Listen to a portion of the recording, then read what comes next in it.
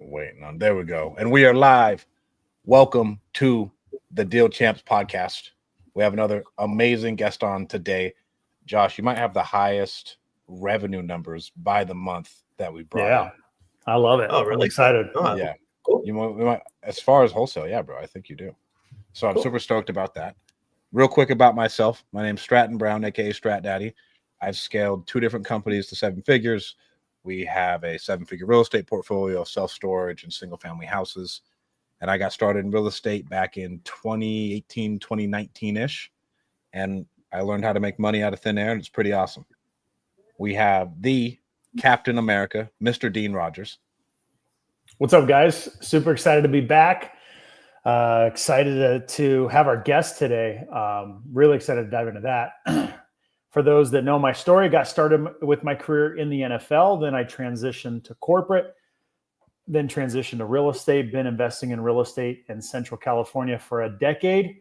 We've done over 750 deals, have an 8-figure rental portfolio, and Deal Champs community is what it's all about. You guys got to check it out. Go to dealchamps.com to connect with us there. And don't forget to hit like and subscribe. Josh, we'll get your Instagram at the end of this to send them to you too. And man, what are we going to call you, bro? I mean, we're going to call you the master of revenue right now. The master of revenue. Josh G. Thank you for I would have coming on, loved bro. that name maybe like 2 months ago, but yeah, I'll still take it. I love it. Tell us a little bit about yourself, bro. So I got into real estate in 2012. I was a realtor. I was 19 years old, got into real estate in 2012. Didn't know anything about real estate. Didn't know that we were in a recession. And during that time, it was actually 2009, 2009, I got into real estate. So I was a realtor through 2009, 2017. I ended up representing a lot of hedge funds, and I did short sale negotiating. And then that turned into me actually listing houses for banks, REO properties. I started getting a ton of investors who would reach out to buy these deals back in between 2009 and 2000, let's call it 13. So I started learning how they underwrote their deals. After that period of time, I was helping a lot of people flip houses. And then I started slowly learning how to do it myself. I actually transitioned out of being a realtor 2017, had a corporate job in title insurance, where I started flipping houses on the side, building relationships with realtors, and they would bring me their off-market properties. I'd close on those deals and we'd flip them. I started growing. That was pre-COVID.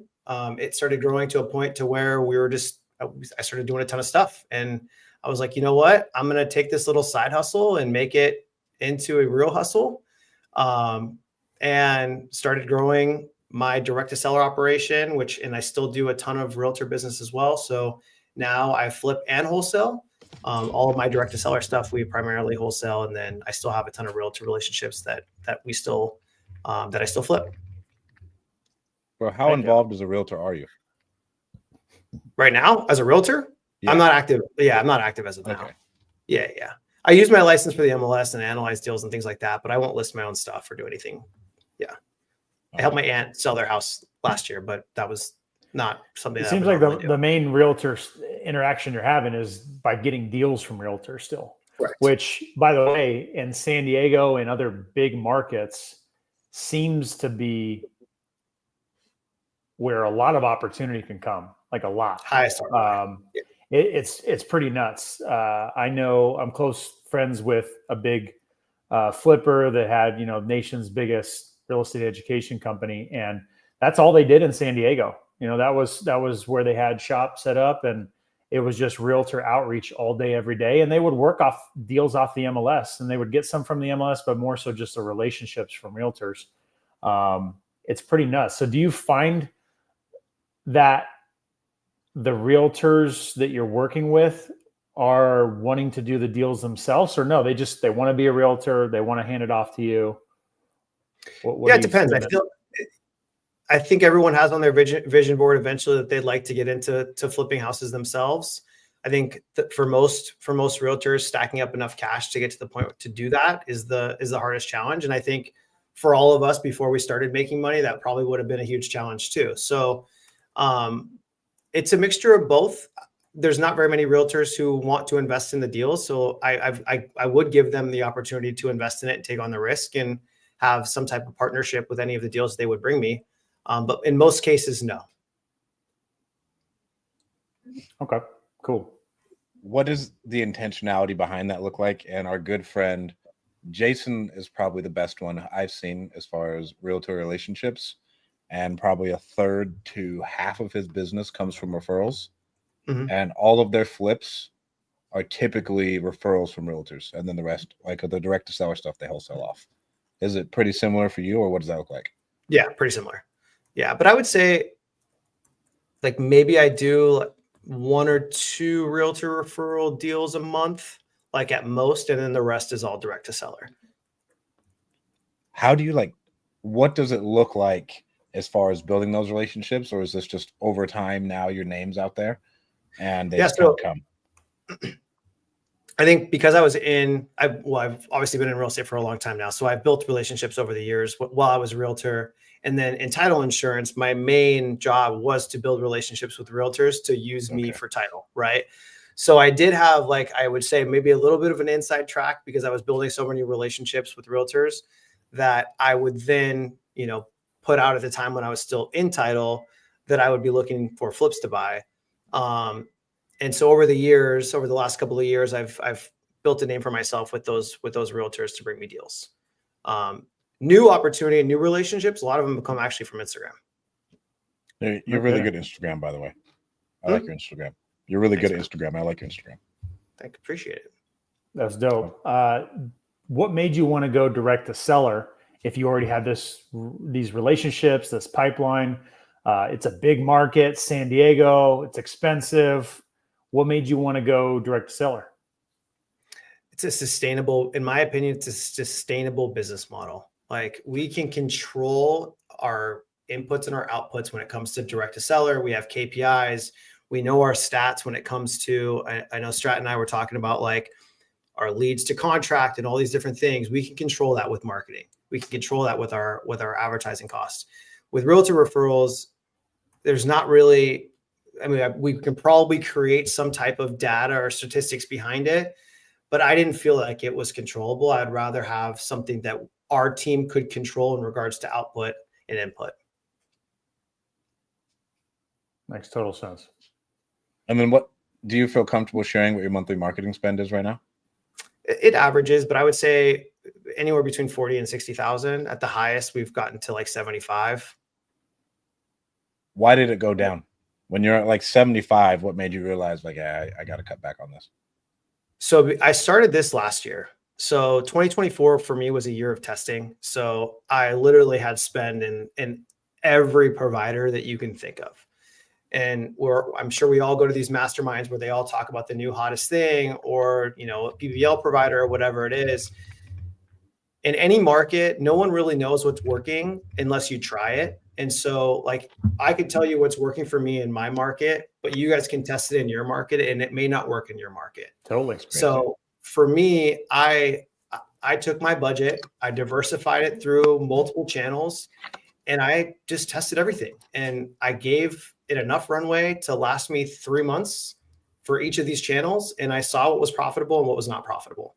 So 2024 for me was a year of testing specific marketing channels that worked the best for San Diego County. And 2025 was a year of cutting back and only having what was giving me a higher ROI.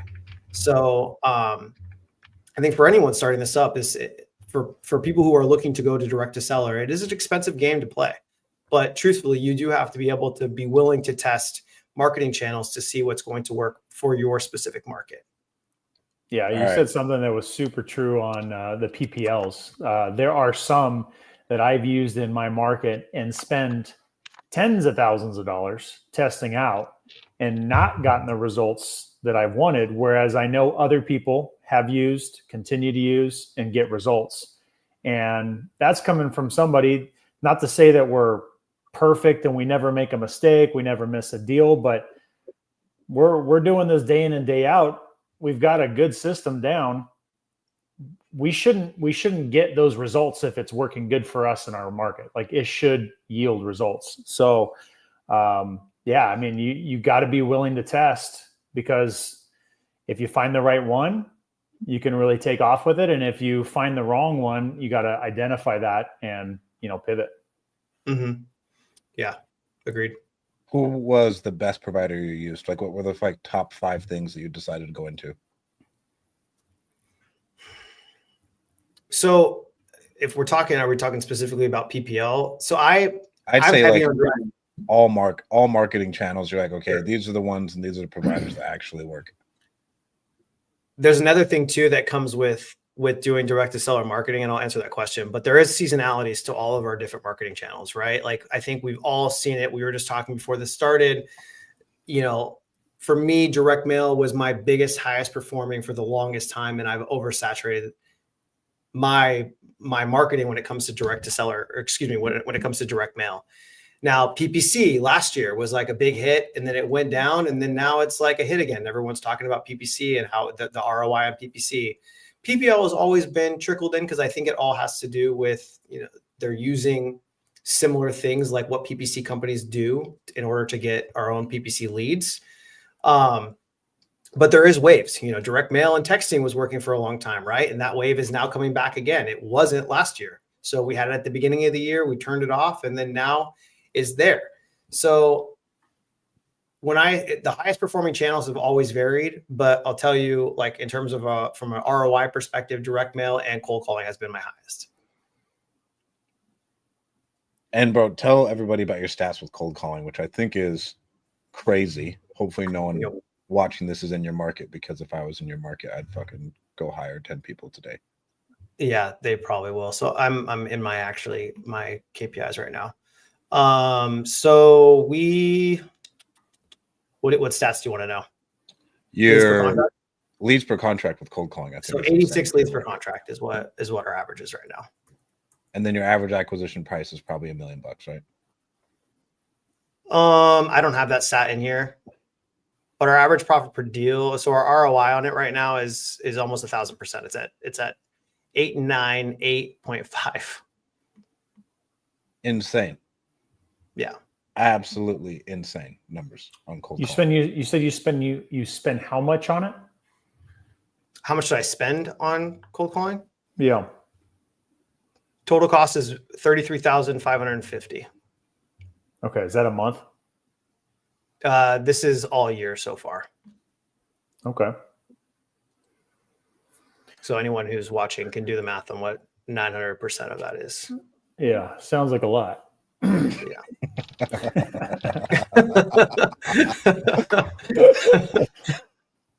What was the worst provider that you used? This just isn't working for us. Okay. Well, you don't have to throw out a company name, but hey, this channel just does not perform in our markets. Unless that company did you. I don't want to throw anyone under the bus. There's a lot of people, I'll just say this. There's a lot of PPL providers that don't work I have not found success with in my market. There's a lot of PPL providers that I haven't found success with. And then also too, in terms of direct mail, there are data providers that I've tried in the past where our ROI hasn't been the best.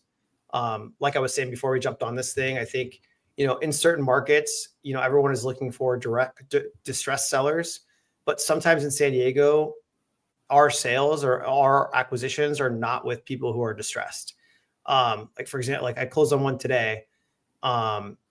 Normal family, they inherited the house. They were just looking to offload it, sell it, and they wanted to sell it quick. The house was in great shape, right in the lake near my office. Sick house. They wanted convenience and they wanted cash. So we came in non-contingent and quick close. So those situations happen very often in San Diego, whereas they're not always facing foreclosure, or there's not always liens on the house. So it's always very dependent. Do you think that's more common in the bigger cities? And if so, why do you think that's more common? I feel like I've heard that more frequently in San Diego. Yeah, I think it's just an expensive market. I mean, a lot of these, the one today, for example, the house was paid off, right? So when they inherited the house, there was no liens or anything else on it. I think maybe wealth has to do with it if someone's inheriting the property or if it's an estate. There are times though, like we do have stuff that people do have a notice of default that's filed. But I would say it's probably a 50-50 across the board between like overly distressed and not distressed. Yeah, some dude asking for money, bro. Mr. Moneybags. What was I going to say? With that, I personally think you have the best business I've heard of so far, based off of your numbers. Well, thank you. And Appreciate that. the amount of leads you have to go through to generate that amount of revenue, and the types of sellers you deal with, because it doesn't sound like you deal with the fucking crazy people. No, To where majority of the time we are dealing with psychotic people. Yeah. Anybody who's selling their house at a discount typically is not in the right headspace, in my opinion. They got problems, and that's why we're here. Yeah, that's why we have a job. Yeah, like we have a job because these people have problems. I definitely feel like we deal with crazies all the time. Yeah, we deal with crazy. I think it happens with anything, especially when people are trying to sell a house.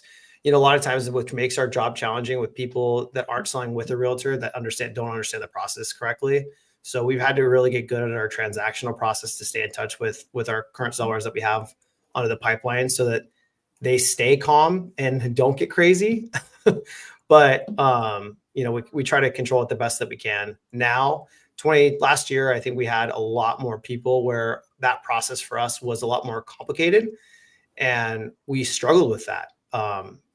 Constant headaches with deals that we had in the pipelines where we had to put out fires all the time with people either wanting to back out of deals or, you know, not feeling comfortable or safe in a transaction with us. And that's not good. And I think a lot of that just comes down to communication. So now we've kind of figured in the correct process to make sure that everyone feels comfortable while moving forward with us. What was the issue that was causing that cold feet in your sales process? Like, just what did you identify? Lack of communication, setting up proper expectations during the transaction. So like, hey, so now, Mr. Seller, that we're working together, you signed this agreement. Now Sally is going to call you, introduce, like, is it that aspect of it toward just those little pass offs and everything else in your sales process? We had that part. We just didn't have, like, once we transitioned to that next part of the next person reaching out, that next person wasn't as diligent as what we have now. So now we have like weekly emails that go out or bi-weekly emails that go out that are just check in with the process to make sure the transaction coordinator is checking in with escrow to make sure things are moving along correctly, whether we need to set up our inspection or contractor walkthroughs, things like that. So that those processes are just a little bit more streamlined. Last year, it was kind of like we were just trying to figure it out as we went a little bit. So we kind of got to get punched in the face in order to learn like what things were issues and what things weren't. And so I mean, but that's all business, bro. You know, like you don't know until you know. And then out of nowhere, you're like, oh man, this is a real problem. Then you build it and then something else will eventually pop up. Do you manage your transactions yourself or do you have like a third party TC? We have a transaction coordinator that's local. Okay. Yeah. Do you have them in house or you just have a company you use? They are an independent. They work with other realtors, and so we've had her come jump in on our stuff. But she has like a company email. She's in our CRM all the time, so like we tag her and stuff like if it's as if she was one of our own employees. So we just pay her per file. Oh, and it's just per file. You don't bonus her out or anything? No, just per file. That's pretty dope. Yeah, especially because most of our stuff is quick. You know, let's call it 21-day closes. You know, we have some that are a little bit more complicated that are, you know, let's call it 60, but we've created that process to where it's not a lot of handholding on anyone's part because we have those, like, she has these emails that we've generated and we've created together to where she's coordinating with escrow and then she's coordinating with the seller. She's coordinating with escrow, coordinating with the seller.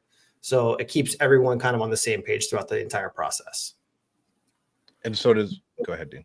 I was just going to add, do you hand it off to the transaction coordinator from acquisitions to transaction coordinator at that point to where they're not having to talk to the seller anymore, just hand it off, sellers being handheld by transaction coordinator now? Our acquisition still talks to them the majority of the time as well. Yeah. I would say like you kind of have to. You do. I think most of the acquisition people, they build a connection with them, especially when we're digging in deep to situation. Yeah. Because as you guys know, like in order for us to get some of the prices that we need, there has to be a bigger situation that we're uncovering. Yeah. And so when people open up to our acquisition people, a lot of time they get connected. And so it does make it, I think, a little bit easier for the acquisition people to stay in touch with them as well. So I think it is split 50-50. I think it's hard to just like completely cut ties and like, no, don't talk to the seller anymore when that's the person that you've been talking to the entire time. Do you do all over San Diego, or do you get focus and niche in a specific area? How do you kind of address your market? So I only like flipping in North County. That's because of where I live, and I don't have the project management side set up for myself yet. I'm actually working on that now because I do have some deals that we've closed on, like in Ramona, and I have one in Santee. So like now I'm trying to incorporate that a little bit more so I can start buying some stuff that's outside of my specific market. In terms of assigning, no, I have no criteria. So like our direct to seller stuff is widespread. I do have specific criteria when it comes to our data. Like there's certain cities that I don't necessarily market to, but some of those deals just land in our lap. Yeah. So you'll do all of San Diego County, north and south when it comes to wholesaling. What are you finding in the market? In a big market like that, I find it always interesting to talk to people, especially people getting results that they want to get. I know some of the big monsters in San Diego living down in this area myself. And is it just tough? Do you feel like it's big enough that it's big? It's not a big deal. It's totally fine for me. It's no problem. Sure, there's competition, but it's so big that it doesn't really matter. What are you finding? So a lot of people, whenever I talk about San Diego, they always are fearful of going into a market that they feel is oversaturated. And to me, especially doing it now and being kind of early and not being in this for 5-10 years, I think it's a limiting belief. I think you do have to spend money in these bigger, expensive markets in order to take some type of coverage. But I think it's a limiting belief if someone thinks that they can't jump into an expensive market like San Diego. Is it challenging? Absolutely. But I think you're going to run into challenges in any market. And I would just say this, and I know you guys are maybe in a lesser expensive market. You guys may deal with even more competition than what I would deal with in terms of offers on deals 100%. because it's a lot easier for the barrier of entry. So right now, with what I've dealt with over the last few months, now that the market has shifted, I personally, because I still underwrite all the deals, I've noticed for myself that I've been underwriting more conservatively, and some of the bigger operations are still underwriting more aggressively. And so that to me is very interesting because I don't want to get into this reputation to where I'm locking up deals too high, having to go back and renegotiate or cancel or fall out. Yeah. But I'm still seeing these deals move. Like maybe they're running at like maybe 30% of those deals fall out. But from a revenue perspective, especially when we have this high marketing cost, they're willing to take the risk on locking up these deals higher than I'm willing to in certain cases in the last couple of months. But it's paying off for them. And then I'm like, what am I doing wrong here? So that's what over the last few months I've been dealing with in terms of the business. So I do have to make a little bit of, some slight adjustments to that, but yeah. Do you think they just have better buyers than you, or are they taking it down? But I think we can all say that if they have the buyers, we should have the buyers too. But do they have a better disposition process? Probably.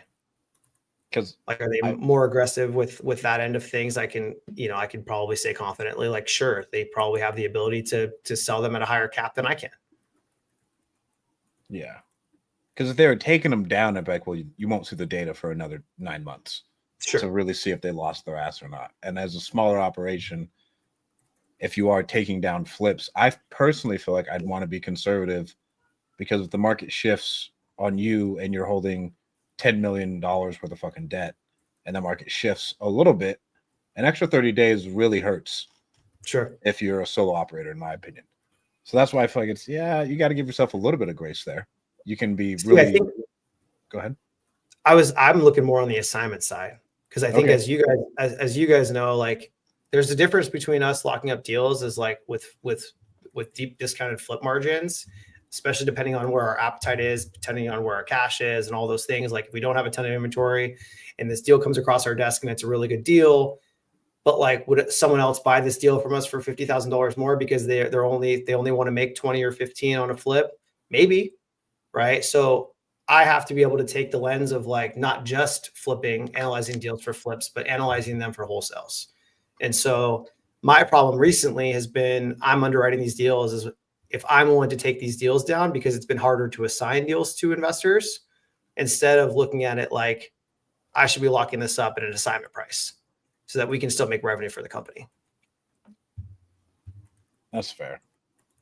I'm lean to your side to where I hate canceling contracts and I hate having to renegotiate because I just feel like a dirtbag. Because lots of people, like their entire business model is to retrade someone halfway through escrow or like 3 days before closing.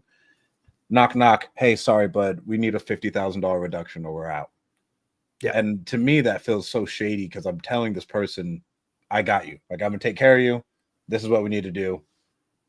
So that is a hard thing to juggle to where I guess they're just more confident that they're not going to have to retrade, or that is a part of their business model. Or they don't care, and I think or they don't care. I've emotionally dealt with, like, I care about people still. I'm still human.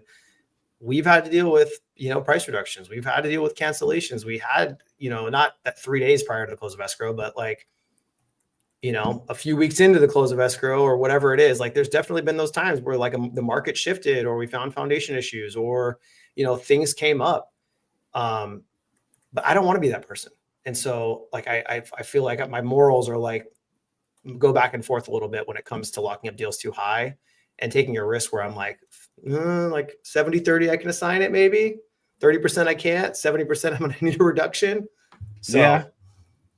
And then there's still, and I got this from Eric Klein, and I never thought about it that way. He was like, if we have 100% success rate, then we aren't locking up enough. He's like, we should probably have a 85 to 80% success rate because that extra 20% will help us out a lot. Just like in our storage facilities, we want to be 80% occupied. If we're 100% occupied, that means our rents are too low. And so we want to like manage that, get it back down to 80 again, where we know we're profitable. We're making even more money, if we were at 100% compared to 80%. What do you think most operations are running at though? Because I would guess that they're probably at like a 50% or more fallout rate. Like some of the major, I would even say small time operations too, that don't run a very I think even the big boys, I feel like they would be at a pretty high cancellation rate. If you're nationwide, our fallout rate is 40% at least. Like on our stuff that's like in a random market, like full transparency, sometimes we're fucking retarded. And we like miss one thing. And it was such a blatantly obvious thing when we go to dispo it. And then we just have to go back. And sometimes like you can't even get a price negotiation. Like, bro, this thing's just dead in the water. Right. To where that's a part of it. Last year we were at about 85% success. This year we started out with deals falling out early, and some of them were our fault. Most of them weren't. They were title issues. They were just deals that were good, and then a lien came up or a payoff came up too high. Things that are just out of your control. I mean, for instance, past week we had 2 deals we got under contract that were great deals, but they were just at the finish line right before going to auction, and we couldn't get them postponed. There was nothing we could do. They fell out. One today, this morning, got under contract with, a couple $100,000 spread. I mean, it would have been a monster deal, but it just didn't work out. Right. So we're operating more in like the 60s to 70. I haven't looked at it specifically recently, but it's been starting to trend back upwards to where we're used to being, because just the beginning of the year, there was a little bit more bumps with deals like that. But we've been more consistent with a lot less fallout or issues the past couple months for sure. I think like almost those deals to me wouldn't even count against you in terms of your fallout rate. Yeah. Because those things you really can't control. Like to me, a fallout would be, we have to go in for a reduction. right? Or we can't move the deal. Like that to me would be more of a fallout. Like if something happened where we couldn't move the deal and we locked it up too high. The other stuff, like those are just not controllable for us or our team, because we same thing happened with us last week. We got a phenomenal deal, put it in escrow. The guy supposedly had I forget what it was. There was liens and judgments and a bunch of different shit, but he got it cleared up with the court, and he didn't get it cleared up. So like now we have this deal that we thought was a huge deal that now it's, you know, we're either sitting in escrow until he figures it out with the court or we cancel. So, Yeah. but that wasn't like on you or me or anyone on my team or your guys' team that could control that. I think the ones that we can control are the ones where we're underwriting the deal that we think is right or it's wrong. We're locking up too high and we can't move them. Then we have to go in for a reduction. I think even a reduction to me would be a fallout. Like I think that would be an interesting stat to track too. Yeah, but I will say all sellers are liars at the same time. This is one thing that we deal with. Mostly everybody's a fucking liar. Yeah. No matter what, we'll get inside and it's like, bro, this is not what you said it was. But we try and set that up early in the sales call. And when we go to close, like, hey, as long as everything is what you say it is, we're good. But we always throw in a story about a woman in Michigan who told us there was a little bit of foundation issues. We sent our boots on the ground over there and the house was in a fucking sinkhole. Like half of the house was like dropping into a sinkhole. She's like, yeah, you know, it's a little bit of foundation issues. Like, ma'am, like this is way bigger than foundation. The ground is eating this. Yeah, that's way beyond that. I mean, that's a little different too. I feel like that's not your fault either. Yeah, so I think 10 to 15% is probably nonsense, especially if you're in the heavy niche stuff. Those are typically messy anyways. And like that stuff's going to kind of like pop up regardless. Mm-hmm. Yeah. Yeah, it's a hard juggling act. How much are you making any money by sending retail deals to referrals for realtors? Yes. So I have an agent relationship. I actually list the majority of my stuff with them. They, oh shit. I don't know. Hold on. You froze, but we can hear you. There we go. I'm just going to turn this other one on. My camera got all wacky. So probably got too hot. I used to have that happen to me. Yeah, it never does that. I'm surprised, but oh well. So with my realtor relationships with the people who bring me deals, if I have direct to seller deals that I close on, I will a lot of times relist them with them if I buy them as flips. So I kind of give and take. So a lot of people who feed me a lot of business from like big real estate teams that I work with, I give them the listing. And then sometimes too, with these referrals that we get, because a lot of times if they don't work for us and they do want to go the realtor direction, I will refer them out to them and then split commission either 50% or take 25%, depending on the deal. Okay. So I'm curious. I don't track that revenue at all from like a referral perspective. Because to me, I feel like I'm going to get it back from like getting referrals from them for like a flip perspective. That's fair. What are you going to say, Dean? I was gonna transition a little bit and ask you about what you're seeing in the market right now. So you just had a monster month, okay? $700,000 in revenue. That's huge. Is that your biggest month you've ever had? Is that extremely out of the norm? Is it relatively close? What does that mean for you when you have a month like that? Right? What does that mean for you? What does that look like?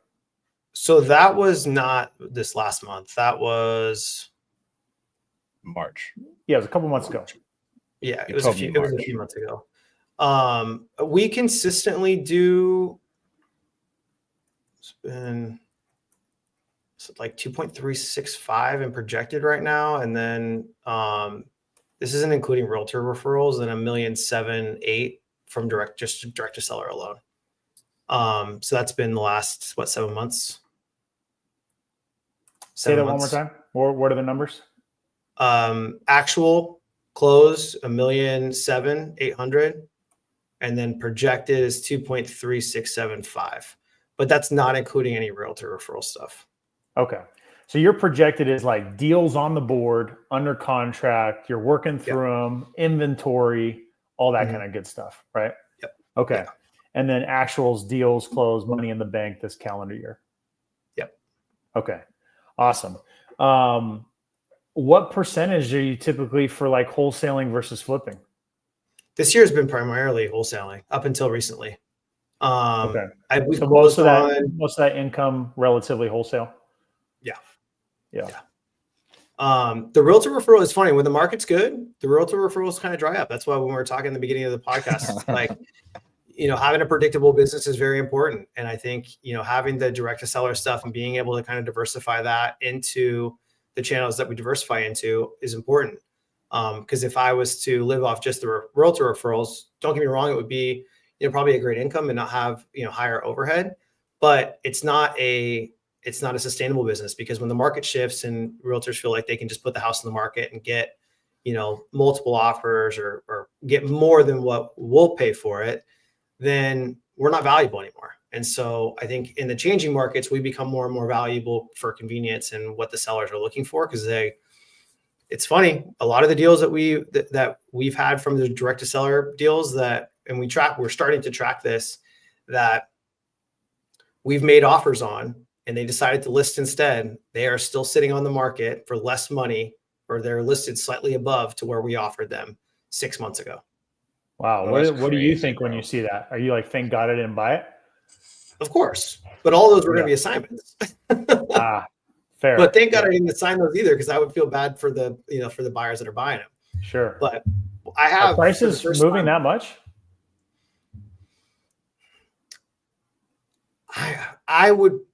I think so. The data doesn't say that, but I think in certain markets, like the one that I'm talking about specifically is in a 55, I'm sure, Oceana, 55 plus. Mm-hmm. Some of those townhouses will go for like 500. One of them we offered like 335, and now they're listed for 350, or they've been listed for 350, and they've been on the market for 90 days or 120 days, something like that. So, it's just those areas that have higher inventory levels.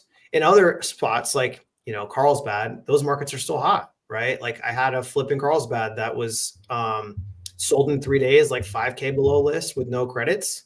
It was a great deal. We were in and out of that thing in like what kind of price point is that one? I bought it at 7 and sold it at like 990. I think we put 55. That's a hot price point, right? Yeah. Yeah. It was a townhouse. So it was in one of the attached communities, but still, you find those markets, and that's what I'm paying attention to, like flip or wholesale, right? If I'm going to flip, and especially like even with realtors, I'll pass on deals, even if I know that I can assign them, because I don't want to like be that guy who's assigning a deal with a realtor and then they're never going to send me a deal again. Yeah. So I'm being very particular in the deals that we're closing on in terms of, is there a ton of active inventory over there? Is it unique? Like, does it have a unique quality than like something else that's going to come on the market at a similar price point? Those are all things that I pay a lot of attention to. And then in terms of assignments, like to me, those lower price point deals right now, like I would rather just assign those deals and move away from them than to do those. Like I'm talking like, in East County or in different counties that, let's call it like a $600,000 price point worth $850. Like those deals, I feel like due to interest rates, buyers, are having a tougher and tougher time qualifying or being able to afford those price points. Like we've run out of a lot of buyers who can afford these higher mortgage rates. So I kind of like the higher end stuff right now, where those buyers maybe are a little bit more sophisticated, but interest rates don't affect them as much.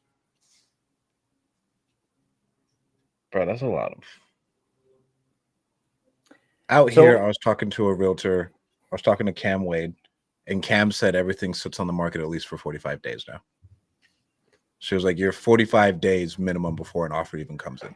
That's what it was like when I got started, man. I mean, I was thinking this flipping game, right? We get in, you put it on the market, it gets sold, and then it would just sit there for like a month without an offer. And I'd like look at my partner like, when are we getting an offer here? It's like, dude, this is what it's like, just be patient. And then there was, buyer closing costs, credits, and all that kind of stuff. Very common when I got started, That was me flipping in 2014, 15 timeframe. Was really common in that market. So I see a lot of that. Are you feeling that or seeing some of that in San Diego market at all? So I always try to check myself a little bit because I agree with you. I feel like right now we're coming into this. We're not in a normal market, but it's normalized when we first got started into real estate. Like having the 30 to 45 day market timing was so normal, right? And maybe not getting close to asking, but slightly below asking was very normal. So, we've gotten spoiled with COVID where we got like 100K over asking or 150K, and we're making these big multiple 6-figure spreads on these flips. It's just not the reality of what today's market is. And I think I'm still having to convince myself every single time we have these conversations that like, we're just not in that anymore. We have to understand that it is a normal market. There are a lot of outside things with, politics and other things that are kind of in the way of things right now too. I think that could be affecting the market, but yeah, I think now we're just kind of in this, like, this is the new norm. Strat, imagine if we were in the San Diego market or similar market, 100K over asking. I mean, we were getting 10, 20, 30, maybe 40K over asking, but like 100 or plus K over asking, I mean, that would be pretty nice. Yeah, that's bananas, bro. Like that's very sexy, but that's very, I think with real estate, now that I've seen, and I haven't been in it for super long, when those times come, you just stack cash as much as you fucking can, because then this comes and it's very, very stagnant. So you got to make hay while you can, be as greedy as possible, because it's going to last 12 to 18 months. Well, I don't know. COVID was popping, bro. That was a couple years, man.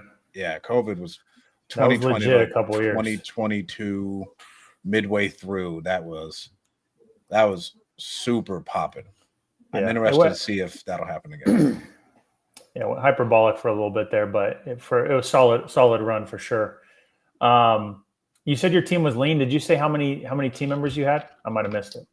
2 acquisitions and an assistant, and then I have VAs for all of our like KPIs and tracking and marketing stuff. Okay. What about for Dispo? Who does that? I'm still doing Dispo, and then I do have a guy that does help me do Dispo as well.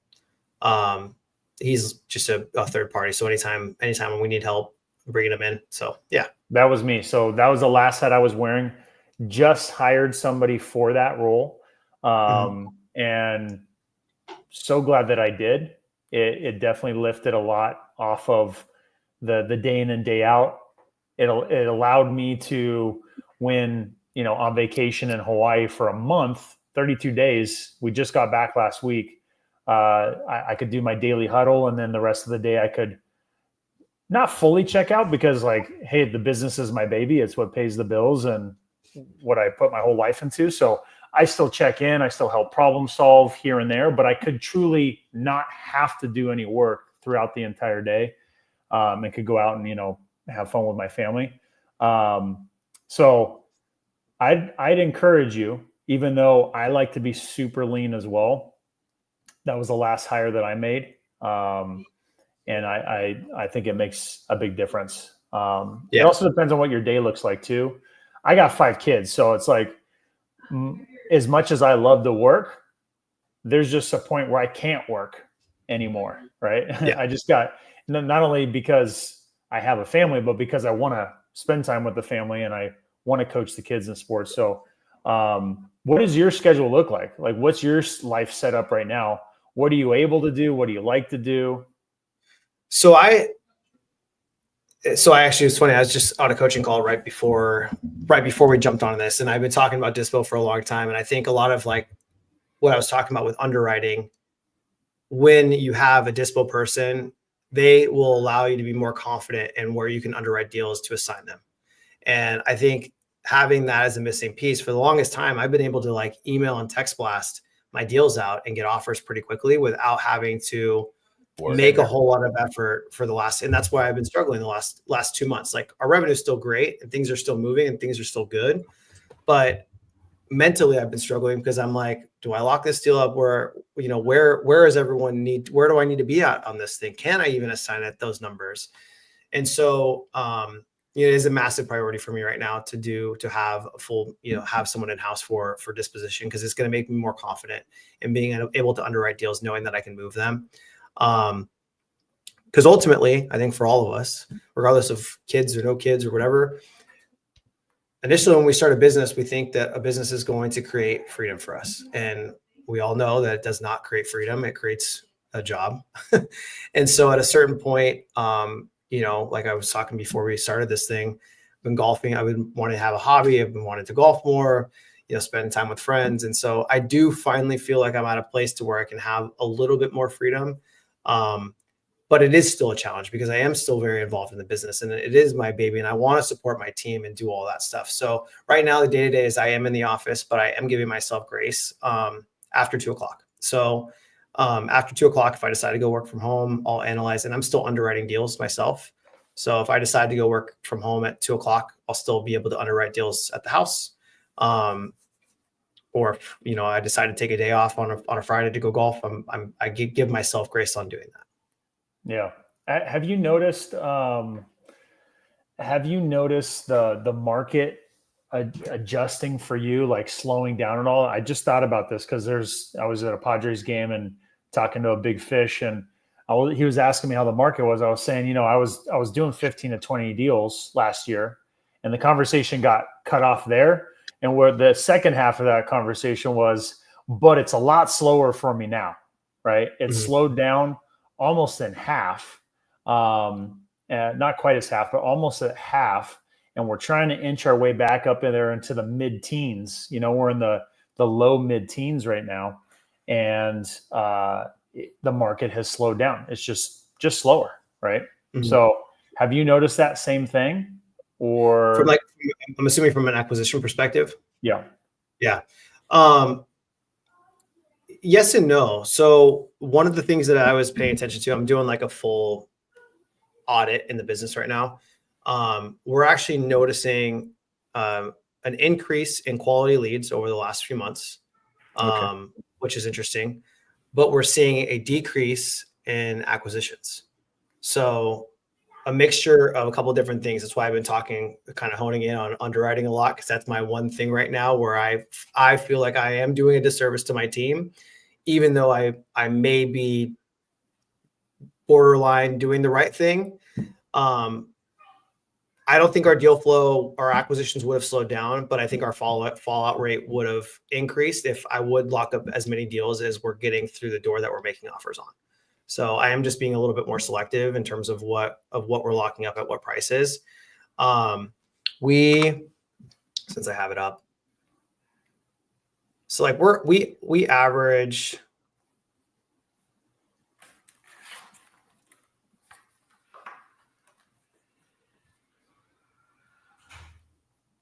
So how many deals did I get this month? So we got our contracts. So like March, we got 13 contracts. April was 4. May was 10. June was 5. And then July so far is only 2. So July's been slower for us for sure. It's been slow. Yeah. It seems like the months go like this a little bit. A little bit. We had a big, I think before March it was like 16. So like we've had some like big fluctuations, but it's not a lot of it because our marketing stays relatively the same for a long period of time. I think when we're talking about market cycles of marketing, I've felt the decrease in terms of our saturation of our direct mail, which was our highest performing through 2024 and the beginning of 2025. So when we're talking about a slowdown towards the end, I think a lot of it is like dependent on what marketing channel is working the best, especially when, let's call it, I'm spending, way more in one than I am in these other categories. Yeah. I want to touch, man, there's a lot more things I want to go over. You got my mind racing now. Sure. I want to jump back to dispositions. We were just talking about this in your team. You said you were having a coaching call about it. Is it seem like that's like a next move for you that you're considering, or you're just thinking about it? It is the next move for sure. It needs to happen regardless. Like it needs to happen. I'd be super down to talk with you and give you just my experience and for onboarding, for compensation structure, for roles and all that kind of stuff. Because I just went through it. So I feel, feel like I could help you however I can. And Josh, are you a control freak? Am I? No. Yeah. Okay. Dean's a control freak. Oh, got it. Nice. Yeah. It took Dean forever to make the decision. It's been years of conversations to make sure he could get it done. It's definitely just the fear. Hiring's tough. It's really tough. It's part control, but then there's definitely part fear. It's just believing to hand over this baby, right? Mm-hmm. There's the party that feels that you're really good at it. Why would you want to give that to someone else? There's the fear about hiring someone and it not going well or not getting the results that you're getting now. There's a lot that it goes wrapped into, but each and every time I've been pushed by friends like Stratton to hire the next person, and I've got a small lean team also. I could not have been more happy in making that decision. Anthony says, I find this is Anthony, and he's a easier. baller. And poaching talent is easier. If you can find great talent who's a killer, just got a Rockstar TC. Just got one. Just got one.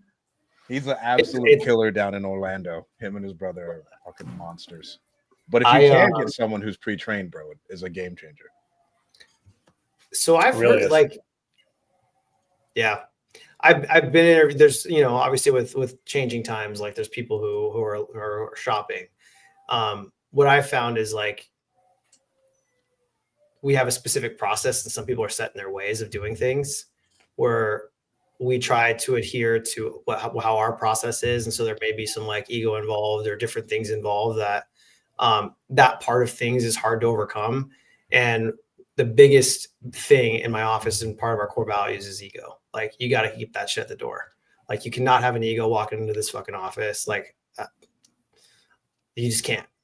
Yeah. So, and we all do, but like we gotta submit a little bit and know that like we don't know everything.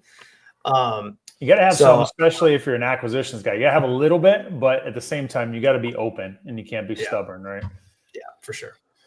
And we follow. So I've been coaching with Tiffany and Josh High for 2 years now. Nice. So we have I have all the training and onboarding stuff for how to put what I would need to put them through. It's just I've had to let go of four people over the last 2 years. And they've never been easy. They haven't been easy. So, and sometimes as the leader, you tend to, I don't know about you guys, but like I tend to blame myself. Like, did I do something wrong? Did I not train them? Did I not give them enough? Was I not there for them? So, it's tough. It's probably a sign of being a good leader, and probably a sign of being a good person. Maybe. Just telling, based on all your responses and how you've talked about things so far, you can just tell, someone that's passionate, someone that cares about the results you're getting, the people around you, all that kind of stuff. So I think it's just a sign of you being a good person and a good leader. So, and it is your fault, bro. It's always our fault. We picked the wrong person, bro. Yeah, one way or another, it still lands on us. Yeah, it does. So I've been curious as you've been looking at your screen, looking up some numbers. I'm a nerd for data and tools. What CRM are you using? What are you using to pull all this stuff and put it up in front of you? So Power BI is what I use for my KPIs and tracking. So I use Crescent Tech, and then Podio is the CRM I use. Okay. Let's get you to Resimply, bro. We need to talk about that. Let's get you to Resimply. Let's get so you. I had REI Simply, but mine does. So you had the wrong one. It's not even REI Simply. It's Resimply. So he had the wrong one. He had the wrong one. Yeah. I was on it before. It was just, it got to the point where, and again, this was early. So like I had it. How far back? Maybe like the beginning of 2024, maybe even end of 2023. Cause I started dabbling in direct to seller, I would say November of 2023. And that was when I hired my first assistant, which turned into an acquisition person. So she set up REI Simply. As soon as I joined I joined Tiffany and Josh like January of 2024. So a lot of their training and onboarding and all that stuff goes over Podio. So like to me, I was like, if I'm going to just follow a specific process, like I'm just going to go all in on this one thing and stick with it. Now, like, you know, we have just so many numbers and different categories and different stuff in that thing. That's like, there's no way I could switch now at this point. That's hard. Yeah. Yeah. So it's been good though. I mean, CRMs are always one of those things where it's like, could you find something better? Could you have more features or do more things? Of course. But like with ours, it is fully customizable. So like if I needed to add something or needed to do something, I could do it. But it also allows me for project management stuff like within Podio. We still have our cash buyers list in Podio. So there's a lot of like all-in feature or transaction coordinators in Podio because we have a transaction folder in there. So, which I know Resimply does that now too. So Resimply has become, it was already sexy. It's become extra super sexy, but we'll have another conversation about that. Yeah. Guys, we have like almost 120 people on this watching. If you're watching this and you have any questions for Josh, drop a comment, let us know. Anthony, and this is another good point for anybody who is in sales, it is a revolving door. Dean, I don't know what it is. Maybe Dean's too soft or he's a great leader, but he doesn't have high turnover in sales. I've always had a super high turnover in sales. And so I do think it is hire slow, fire fast. And like you are constantly recruiting is what I've learned. Yeah. I need to always have my eye out for tons of talent to bring in the best talent because you never know what's going to happen. It's no different than raising money. It's no different than deal flow. I just think as a CEO, our job is just to be the ultimate salesman in 5 different facets and set the culture, bring in good people, bring in more money, bring in more deal flow in whatever way we can. And I love culture. Like culture to me is a big part of it. Like all of our sales, like everyone, we've all been in sales for a long time and it can beat us up. Right. And so being able to have like being in the office and being able to have that camaraderie to be able to be like, man, I just got told to fuck off 10 times just now. I'm going to go take a quick walk, punch myself in the face and come back and make another 50 phone calls. Right. Like we all have to be able to be there for each other. And that's why I love, because we're all in office. Like we're 100% in office. I don't have any virtual employees except for the VAs. So, and that's why I love being in here because it's fun. Because as soon as like, you know, we get some of those offer calls and like we get in here and the bells ringing, like it's a good time. Fired up. The energy. Yeah. Where'd you get that culture from? Do you have a sports background? Have you been at a big corporation that had good culture? You just had it innately in you, and you wanted to have that a part of your company, your business. So sports, I've always played. So I played sports growing up, but it got to never at a high level. I always like had bad coaches or whatever, where it just like I didn't continue on, and then it started smoking weed, and then sports just like went to the wayside, and then I was like a little troubled kid to where I had to grow up. But some of my big corporate jobs, actually anything in real estate. So I used to work at a big team. When I was a realtor, the camaraderie in there was like nothing else. Like everyone was always like high-fiving and hugging and like, you know, all that stuff. And then, you know, corporate job, he's my best friend. The title company that I worked at initially, the vibe in that office was just insane. And like, we all like were close friends and like we did happy hours together. And my boss he was my best man at my wedding. And, I was the best man in his, and we've been friends for now a long time, but he taught me a lot about like culture and office and your employees and seeing success through other people. And that to me is like the number one thing. And the most important thing about having like a great office culture is like now as us as leaders, you know, it's different. Like we can have success, but seeing success in others is now like what I live off of. And I think that's the funnest part about owning a business is not like, oh, these cool revenue numbers and like leads to contract. No, like I want to see them make $25,000 a month or whatever their goal is. I think that's the special part that comes to us as business owners. So besides, you know, doing deals, making money, ringing the bell, which is part of the culture, and I don't want to take anything away from that. I do want to ask what else in addition, besides creating that winning environment, which is probably the core Because if we're not winning, we're not going to be very excited about much. It's just band-aids we're putting on top with culture.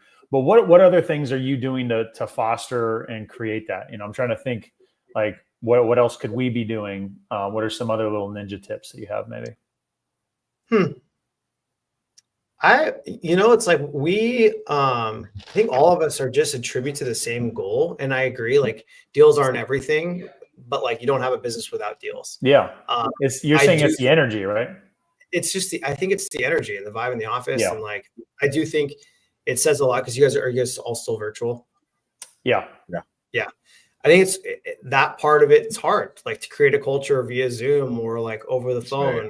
And so I feel like we've done a good job at like doing that because we're in office. And it has been a requirement. I opened this office beginning of 2024. We remodeled this place. It literally looks like a house. Like, the front's all couches. It's really nice, all around. Like, it's sick. And I did that because I wanted it to feel like just a vibe, where we're blasting music, making phone calls, and just having a good time with everyone in here. So, I think a lot of it just comes with being in office and being together, because we don't do anything like outside of the office. We've done some, there's probably like maybe 3 or 4 times that we've done like a happy hour or like a nice dinner. But like, the girls in here, like, I'll randomly get them spot days, right? Like, go send them to La Costa, go like whatever day they want to take off. Even if it's during the week and it's there, like, I've done it. Like, I've just surprised them with doing it.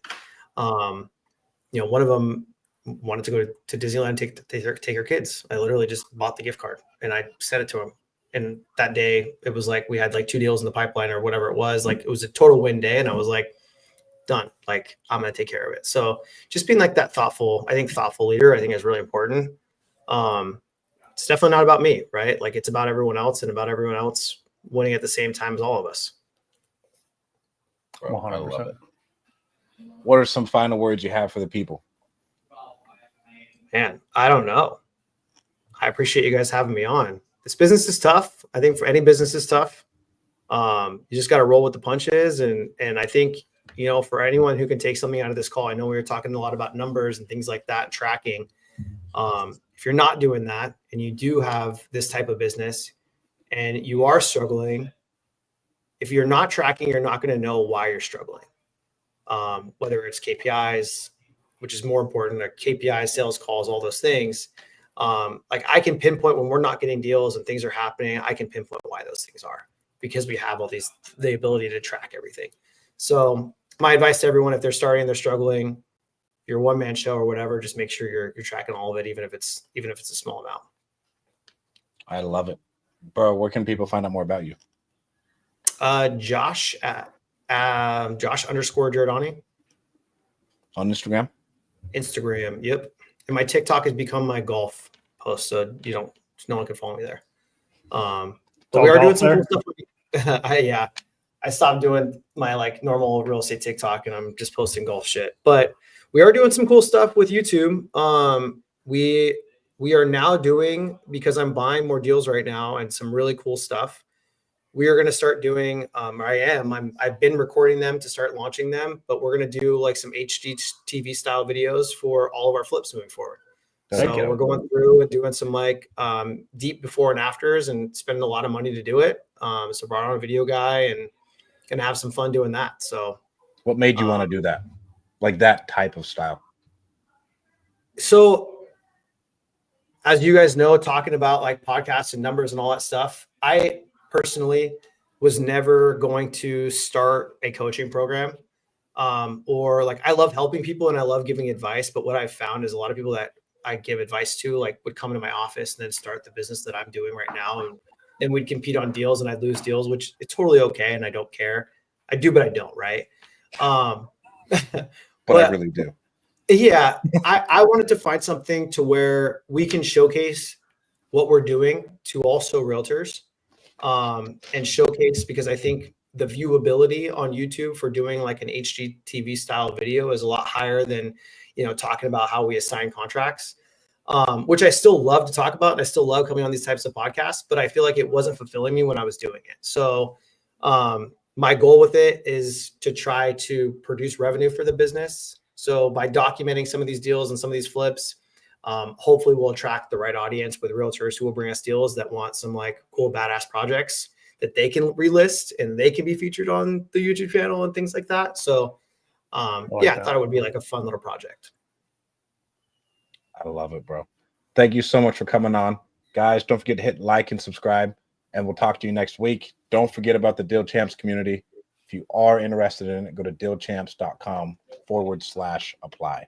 I got to get a little ticker at the bottom. We'll get the ticker going. All right, guys. Peace. Thank you.